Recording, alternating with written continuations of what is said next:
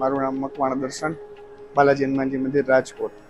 રાજકોટ વાસીઓની શ્રદ્ધા અને આસ્થાનું કેન્દ્ર એટલે બાલાજી દાદા.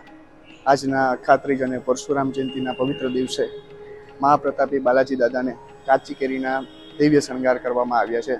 આજે હજારો ભક્તો દાદાના દર્શને પધારશે અને ધન્યતાની અનુભૂતિ કરશે. આપ પણ આપના પરિવાર સાથે દાદાના દિવ્ય દર્શનનો લાભ લો, તેમ બાલાજી મંદિરની યાદીમાં જણાવાયું છે. રાતના કેટલા વાગ્યા સુધી રહેશે? રાતના 11:30 સુધી દર્શન રહેશે ખુલ્લા.